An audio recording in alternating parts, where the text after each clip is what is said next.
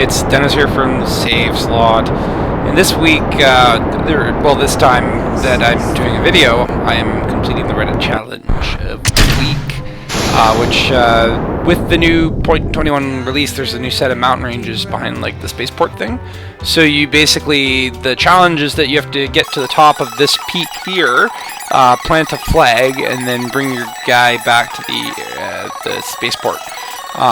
Anyway, so I decided to actually use just the Kerbal X stock rocket thing, and it wasn't too hard to actually get to the peak and then on it. I mean, it basically used up all my fuel and landed the craft horizontally, but got my flag down. And yeah, so now I'm sending a rescue mission to pick up my Kerbs, Mr. Jebediah. But this is where things got a bit complicated. See, the peak only has a little bit of land that you can land on. Now, this engine got stuck on, and I think Gurfroy here is trying to find an off switch just so that it doesn't do any horrible damage, but that didn't work out. Hey guys, I'm here to rescue you. Just come back to my ship. Everything's gonna be fine. But you on drugs. Anyway, so I think it's time to build a fucking massive space station-sized behemoth of a rescue craft that can hold up to 25 Kerbals and has escape pods, parachutes, and mechanisms, doohickeys. Because why not? I mean, Simplicity's stupid. It's complex and beautiful. It's like spiderweb. The frame rate killer. Look at that, I even put parachutes on the booster stages, just so that, if there were any Kerbals taking a stroll, maybe some of the engineers or something, they wouldn't get, just smashed. So I released all my parachutes, and unfortunately I did it way too early, but it's really hard to gauge stuff in the game. What exploded? Oh no! Yeah, there goes the escape pod. And that's when I realized, if I can't land this thing, it's this fragile, maybe it's not the best thing to send onto a mountain. So back to stock. Back to stock I go. I'm so bored at this point. Buzzing the tower is like thrill. It's just absolutely thrilling. And I get a little confused when I'm playing this game. I get a little confused in general, but between the nav ball and looking at the rocket, and sometimes depending on how your rocket's turned, it can be really confusing. I don't know. But now this rescue mission is starting to stockpile people that need to be rescued. Yeah.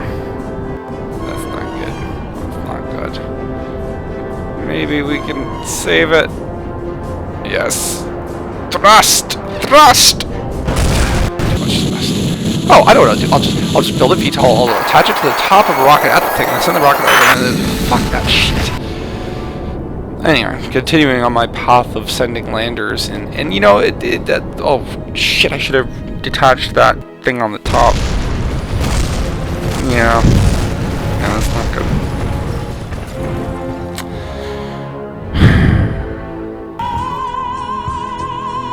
So at this point, I don't even think. I mean, I could just build something that has the right fuel ratios and maybe jet engines and shit that could launch from the top of that station. But what is that?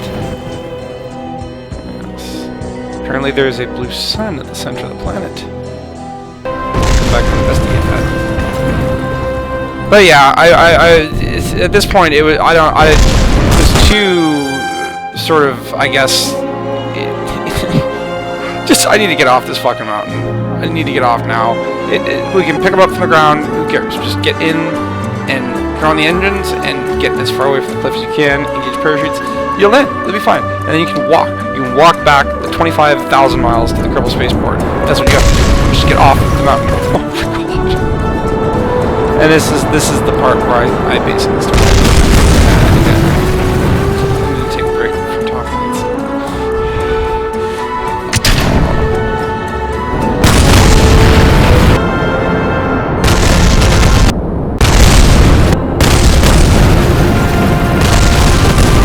like, I just want you to know that this took me 3 days. 3 days to, I do eventually, spoiler alert, I accomplished this challenge in the end. Not in the way that I wanted to do it, but, hey, look, the blue sun again.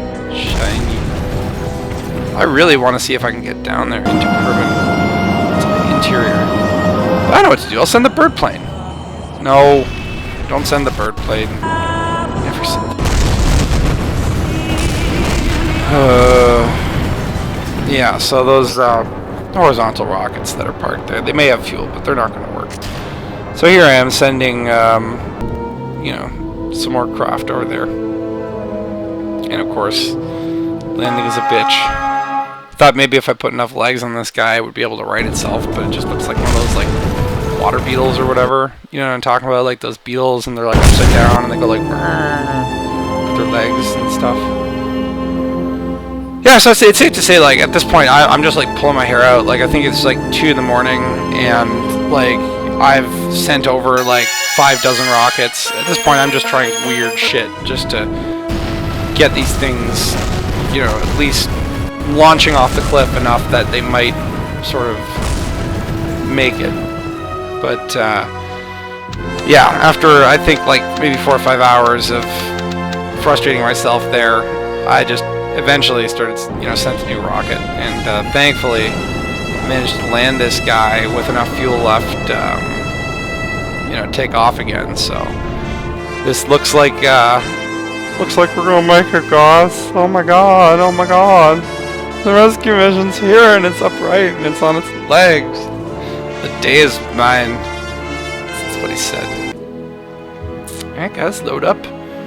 Giving you the best seats in the house. You get to sit outside of the rocket. How fun is that? Get that wind in your face. I think it's time to rename this Hope. It's beautiful and poignant, symbolic of this mass accomplishment. And now, the journey of hope begins. What the? Yeah. It's not a lot of fuel. Yeah. See what happens when you have hope? Pointing in the right direction. Maybe we can get just far enough to clear, but no, we can't. And one quick load, and another few attempts later, I finally managed to launch something that has like enough fuel to actually make it far enough that it doesn't bugger itself.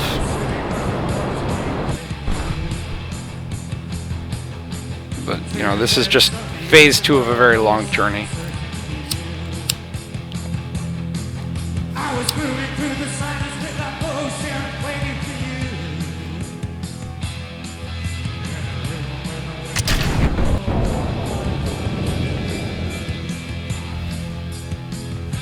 you. Whee! Yeah, so this is the part where I actually discover that apparently those exterior seats are not very good as far as I guess their seat belts are involved. And unfortunately in this little attempt I lost Jeb and Bill, so reload! I like to think of it as parallel universes, or perhaps training computer simulations.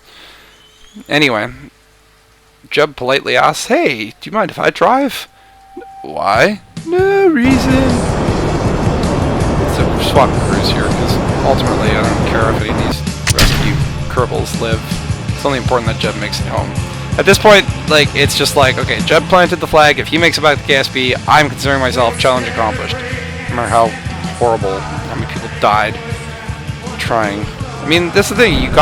Some people gotta die. If you're gonna, what? Everyone's gonna die. Everyone's gonna die. Yeah, exactly. Kerb's gonna die. Might as well die trying to get to the summit of the mountain. Jeb goes out here to phase surroundings, realize there's much left to go in the way.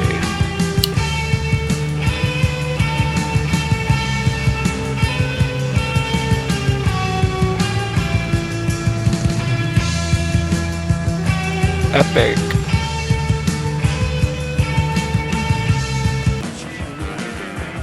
So you know what? I think the only thing that we could do at this point is build an experimental rocket plane. We'll just level like, oh, fuck that shit. Never do that again.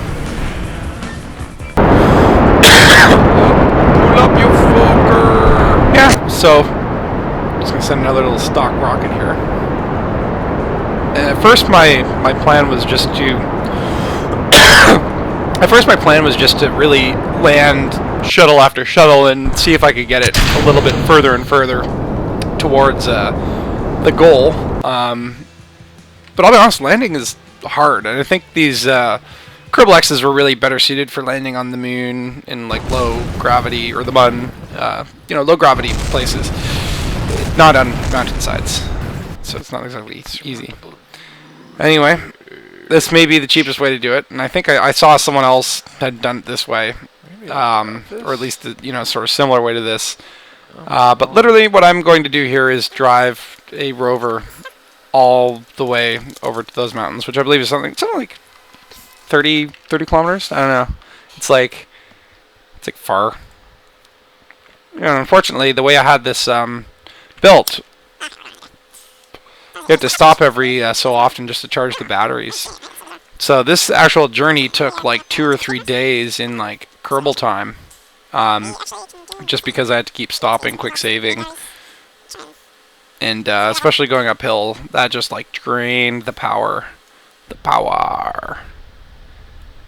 But look at this, almost there. Look at that sunset behind that mountain. Just this new terrain looks great. I mean, the update wasn't like a huge update that was like recent or whatever. Like they changed like I mean, I guess it was big, but like it's just like I don't know. This game's so pretty. So yeah, there goes the whole we'll just launch a VTOL up there. Yeah, I'm not very good at driving that, so I'm gonna save that for later. Jeb, you're gonna have to walk, and walk he did. Brave Jebediah, walking down cliffs, mountains, so brave, so courageous. But before you must get home, you must face the Kraken! Oh my god. Yeah, that looks painful. I would not want that happening to my head and body. Look at that, it's even destroying the terrain. You're fucking up the mountain. This Kraken is powerful. This Kraken within us all. Space Kraken. Yay! Oh, what the fuck was that shadow? Oh my god. Anyway, so Jeb's gonna pop up here, and we're gonna be on our long journey home. And of course, I had to keep quick saving and reloading, because,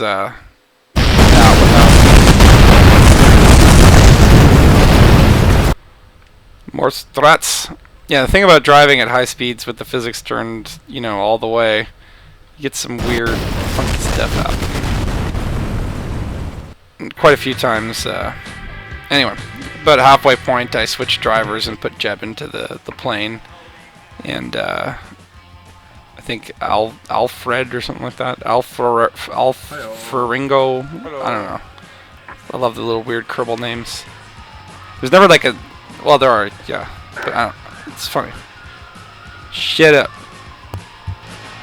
Yeah, so I blew a few tires here, and at first I was like, oh shit, because I hadn't saved in quite a while at this point. And then I forgot that Kerbals can actually repair wheels with their bare hands. Can't fix solar panels, can't, do, attach, struts in the stock stuff, but the repairing wheels function is kind of cool. And here we are, on the ridge above Kerbal Spaceport. Victory is ours. It is within sight. But of course, Jeb, there's no way that Jeb is going to be driving in, because he likes to arrive in style. So I think we're going to detach our little VTOL here, and we're going to fly in. After quick saving, of course, because I'm terrible at driving VTOLs. Now the irony, of course, is that this whole mission just basically revolved around getting Jeb home, and I sent so many crafts that I literally exhausted all the astronauts. So by the time that Jeb gets back to the astronaut complex, literally he will be the only person at Kerbal Spaceport, because every single Kerbal was sent to rescue him. And at this point I don't really care about the state of the craft. As long as the pilot survives, we have a victory. Let's rotate that, get out. Come on, Jeb, you're home. Taste the terra firma. Bask in the shadows of these glorious buildings. Yes. I think a celebratory flagpole climb is in order. Don't you, Jeb? Oh. I love how they wobble like penguins when you turn the physics up. So yeah, to recap, I mean, we sent Jeb to the mountain. He planted a flag, and eventually got him back. So challenge complete. Now here's the weird thing is that now I can just recover all the crafts with this new recover function by just going into like the tracking station or whatever. But like, I'm gonna always imagine that this is how these recovery missions go. You have to hire 26 new astronauts, send over 5 million rockets. Eventually, we get them back, usually via walking. Or maybe they do just walk back. Hey guys, is anyone in there? Hello, hello. Oh, my favorite driveway. God, I love this asphalt. It's ow. Mr. Jebediah, he is a spaceman. He completed his mission today. Oh, I feel bad for these guys. It's okay there, Curvy. It's okay. You got a great view for the rest of the time. Until you die. Enjoy it. Bye.